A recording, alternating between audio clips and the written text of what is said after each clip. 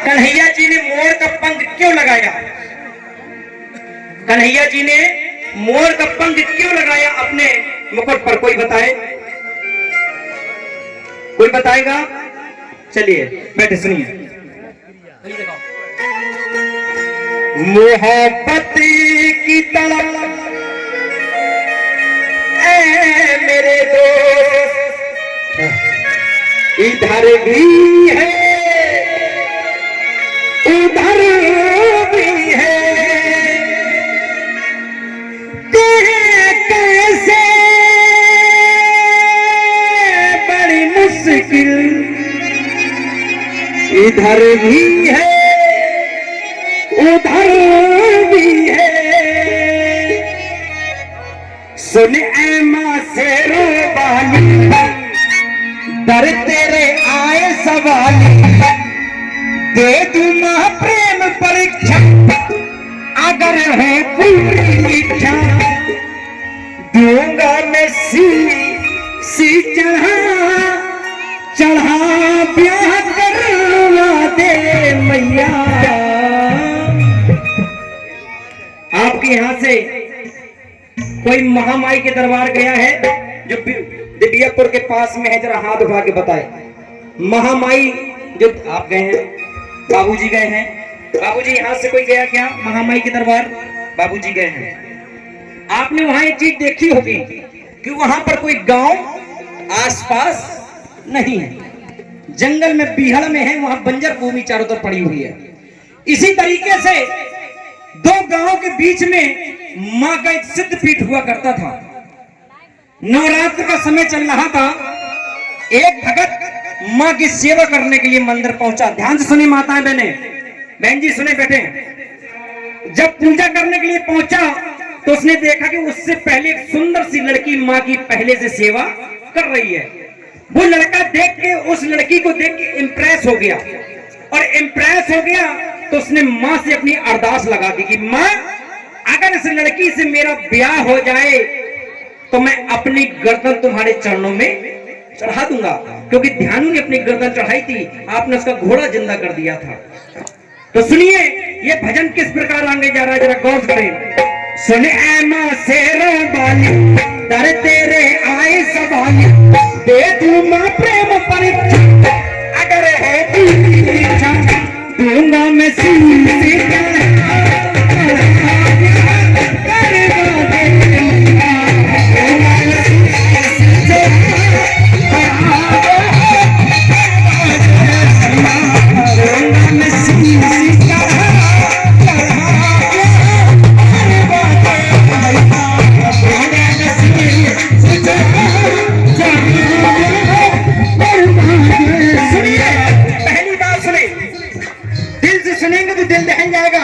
इनको जगा दो, फिर तो कानपुर आ गया।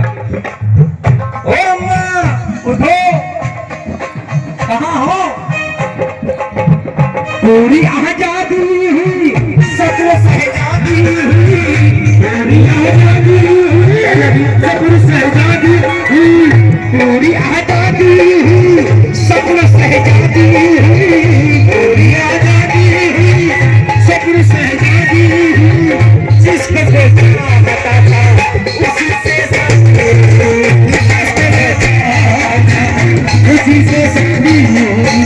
दुल्हन को भरने आया और का दाहिन आया, दुल्हन को भरने आया और का दाहिन आया, उसी मंदिर में जाकर शीश अपना है खाया, उसी मंदिर में जाकर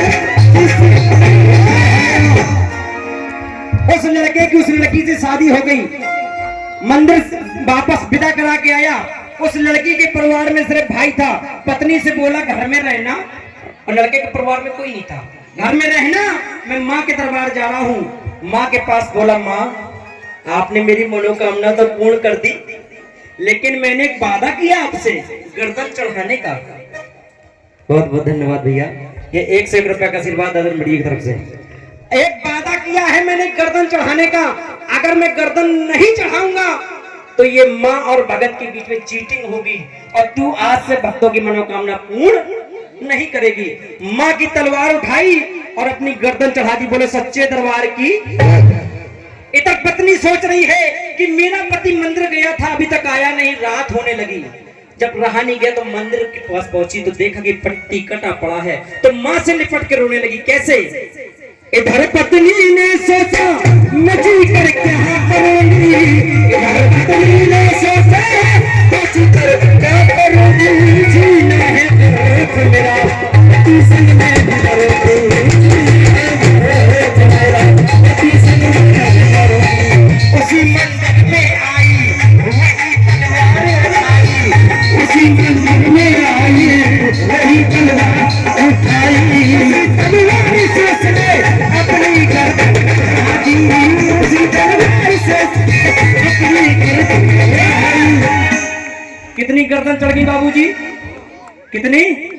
जरा जोर से बोलो, कितनी गर्दन चढ़ गई? 2 गर्दन चढ़ गई माँ के दरबार में। भाई सोच रहा है कि मेरी बहन का कोई चौथी चलाने का संदेशा नहीं आया है, वो ना हो मैं ही चला जाता हूँ, अपनी बहन की हाल चल ले आता हूँ। उसी जंगल के रास्ते से निकला तो देखा कि मंदिर के बाहर खून की सूखी धार पड़ी है, रहा नहीं गया। अंदर देखा तो बहन बहनोई कटे पड़े हैं, तो माँ से लिपट के रोने लगा, माँ मेरे बहन के अलावा मेरे संसार में कोई नहीं था और वो भी आपके चरणों में पड़ा है। जरा एक मिनट जाने दीजिए।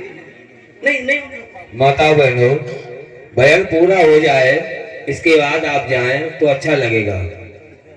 भजन तो पूरा आनंद लें। भैया कितनी मेहनत कर रहे हैं, बुंदेलखंड से आए हैं, जालौन से आए हैं। भैया का बहुत बहुत स्वागत होना चाहिए। आप कैसे कार्यक्रम में व्यवधान डाल रहे हैं, ये अशोभनीय है।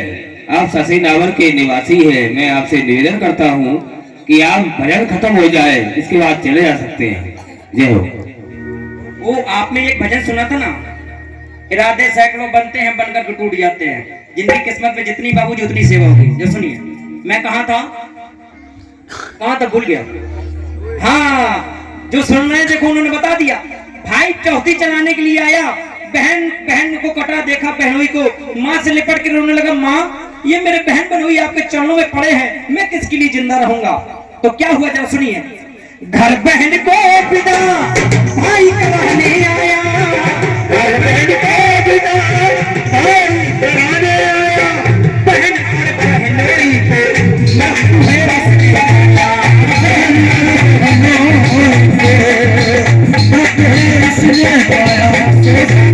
से जाऊं किसको क्या दिखाऊं, से जाऊं किसको क्या दिखाऊं, इसी मंदिर में आकर अपनी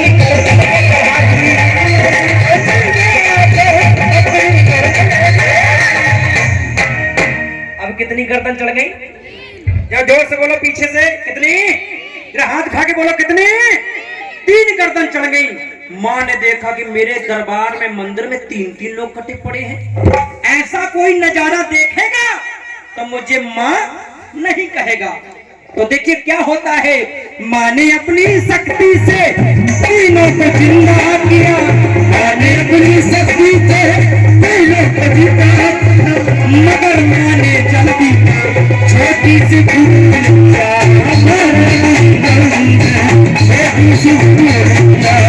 आप सोच रहे होंगे भला माँ से कैसे भूल हो सकती है। माँ ने सबसे पहले किसको जिंदा किया? लड़की को। किसको? लड़की जब जिंदा होकर खड़ी हो गई तो माँ से कहने लगी, माँ मेरा पति मेरा भाई आपके चरणों में पड़ा है, आपने मुझे क्यों जिंदा कर दिया? तो माँ ने दर्शन दिए और माँ बोली, बेटा इनका सर धड़ से लगा दे, ये भी जिंदा होके खड़े हो जाएंगे। जैसे ये बात सुनी वो बड़ी खुश हो गई, और खुशी इतनी हो गई कि जल्दी जल्दी में एक गलती कर बैठी। वो कौन सी गलती कर बैठी वो बहन जरा सुनिए। पति का धड़ पत्नी ने भैया का सर है जोड़ा, पति का सर पत्नी ने भैया का सर है जोड़ा, भैया का धड़ पत्नी ने पति का सर है जोड़ा, भैया का धड़ पत्नी ने पति का सर है जोड़ा। बुनारी बुनारी बुनारी रोने लगी है, तने अपनी भी रोने लगी है, बुनारी रोने लगी है, तने अपनी भी रोने लगी है। अब नारी रोने लगी, वो जिंदा होके खड़े हो गए। अब नारी क्यों रो रही भैया? क्यों रो रही है? जिंदा तो खड़े हो गए लेकिन रो क्यों रही है? किसे हस्बैंड कहूंगी, किसे राखी बांधूंगी, किसे हस्बैंड कहूंगी, किसे साजन कहूंगी, किसे राखी बांधूंगी, किसे साजन कहूंगी, किसे राखी बांधूंगी। क्योंकि सर भाई का है तो धड़ पति का है, और पति का सर है तो धड़ भाई का है। अब किसे वो साजन कहे, हस्बैंड कहे और किसे भैया कहे। फिर माँ से रोने लगी तो माँ बोली बेटा अब मैं कुछ नहीं कर सकती। तो माँ ने एक वरदान दे दिया पंडित जी। वो कौन सा वरदान दिया माँ ने? माँ ने वरदान दिया, माँ ने वरदान दिया, चित चोर नहीं बनोगी। माँ ने वरदान दिया, चित चोर नहीं बनोगी। माँ ने वरदान दिया, चित चोर नहीं बनोगी। माँ ने वरदान दिया, चित चोर नहीं बनोगे। अगले जन्मों में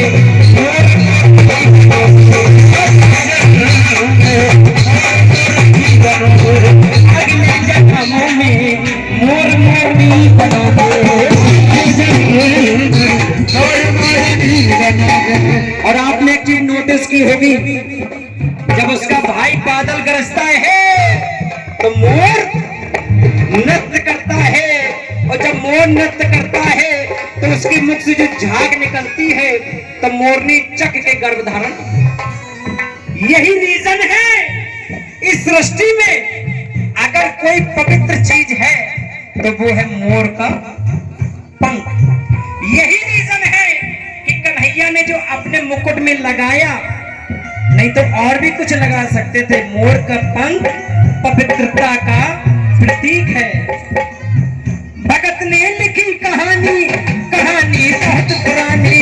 भगत ने लिखी कहानी, कहानी बहुत पुरानी। पुरानों ने कहा